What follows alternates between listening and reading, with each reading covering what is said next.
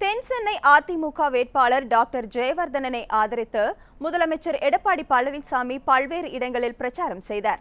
முதலமைச்சர் எடப்பாடி பழனிசாமி சென்னையில் முக்கிய பகுதிகளான கோட்டூர்புரம், வேளச்சேரி, திருவான்மியூர், கிண்டி, தியாகராய நகர், எம்ஜிஆர் நகர், மேற்கு மாம்பலம், மயிலாப்பூர், தசரதபுரம், ஜாஃபர்கான்பேட் ஆகிய இடங்களில் அதிமுக கூட்டணியினருக்கு வாக்கு சேகரித்தார்.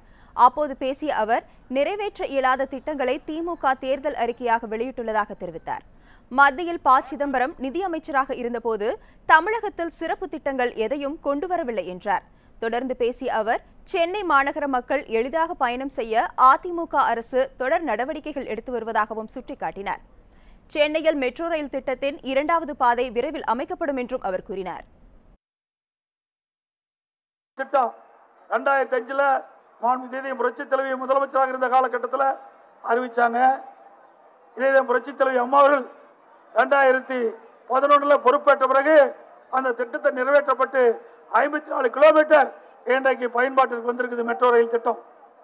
இன்றைக்கு 2ஆம் ரயில் திட்டம் மெட்ரோ ரயில் திட்டம் 2 அந்த பணி விரைவிலே துவங்க இருக்கின்றோம்.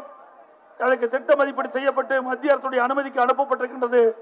அனுமதி கிடைத்தவுடன் இந்த மெட்ரோ ரயில் திட்டம் 2வது பணி துவங்கப்பட்டு நிறைவேற்றப்பட்டு சென்னை மாநகர மக்கள் தங்குதடை இல்லாமல், இன்றைக்கு போக்குவரத்து நெரிசல் இல்லாமல் மக்கள் எளிதாக ஒரு இடத்திலிருந்து மற்றொரு இடம் சென்னை மாநகரம் முழுவதும் பயணம் செய்வதற்கு மெட்ரோ ரயில் திட்டம் கொண்டு வரப்படும் என்பதை நேரத்தில் தெரிவிக்க விரும்புகின்றேன். போக்குவரத்து துறை பெரிய சாதனை படைத்து பல விருதுகளை பெற்றுக்கிறோம். இன்னும் விரைவாக எலக்ட்ரிக் பஸ், நம்முடைய சென்னையில் எலக்ட்ரிக் பஸ் விடப்படும். ஆக இன்றைக்கு சுற்றுச்சூழல் பாதிக்காத அளவிற்கு இன்றைக்கு சென்னை மாநகரம் மாசடைகின்ற மாநகரமாக இருக்கின்ற காலத்திலே அதை முழுவதும் மாசு இல்லாத நகரமாக உருவாக்குவதற்கு எலக்ட்ரிக் பஸ் விடப்படும். கிண்டி ரேஸ் கோர்ஸில் பேசிய முதலமைச்சர் எடப்பாடி பழனிசாமி, அதிமுக அரசினை விமர்சிக்க ஸ்டாலினுக்கு எந்த தகுதியும் இல்லை என்றார்.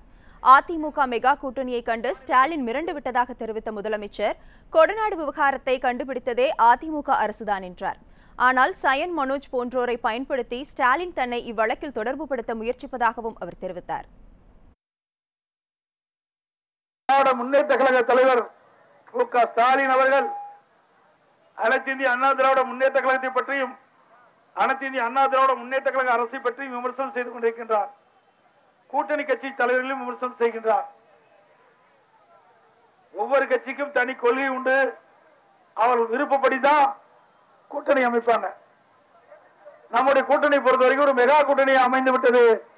இந்த கூட்டணி அமைந்த உடனேயே ஸ்டாலின் மிரண்டு பயந்து போய் இன்றைக்கு மேடையில என்ன பேசுவது என்று தெரியாமல் பேசிக் கொண்டிருக்கின்றார்.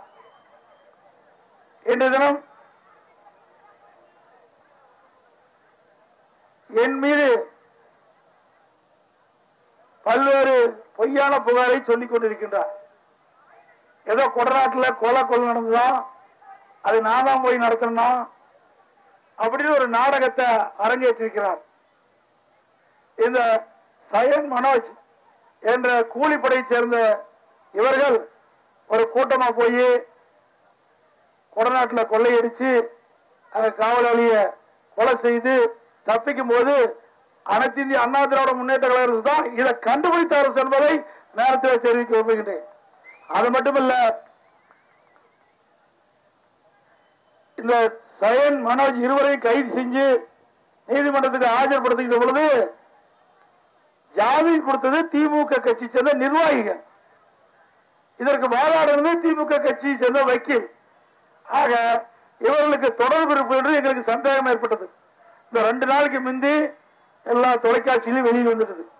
இந்த சயன் மனோஜ் 2 பேரும் ஒரு ஹோட்டல்ல எப்படி முதலமைச்சரை இந்த வழக்கில் சிக்க வைப்பது, எப்படி இந்த வழக்கில் இணைப்பது என்பதை பற்றி பேசுகிற காட்சி எல்லா தொலைக்காட்சியிலும் வந்தது.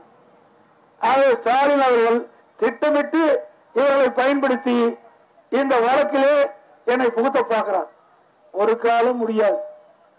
ஏன்னா என்னைக்குமே தர்மம், நீதி, உண்மைதான் வெல்லும் என்பதை நேரத்தில் தெரிவித்து வருகின்றேன். இப்படி ஒரு பொய்யான குற்றச்சாட்டை ஒரு முதலமைச்சர் மீதே சுமத்துறான்னு சொன்னா, இங்கே நிற்கின்றீர்களே சாதாரண மக்கள், உங்கள் மீது இவர்கள் ஆட்சிக்கு வந்தா என்ன வழக்கெல்லாம் போடுவாங்க. எண்ணி பாருங்க. ஒரு முதலமைச்சர் மீது இப்படி ஜோடிக்கப்பட்ட ஒரு வழக்கை தொடரலாம் என்று எண்ணுகின்ற பொழுது சாதாரண மக்கள் மீது என்ன வழக்கை தொடுவார்கள், இவர்கள் ஆட்சிக்கு வந்தால் மக்கள் என்ன பாடுபடுவார் என்பதை நீங்கள் ஒவ்வொருவரும் எண்ணி பார்க்க வேண்டும். இது போன்ற முக்கிய வீடியோக்களை உடனுக்குடன் தெரிந்து கொள்ள நியூஸ் ஜே யூடியூப் சேனலை சப்ஸ்கிரைப் செய்யுங்கள்.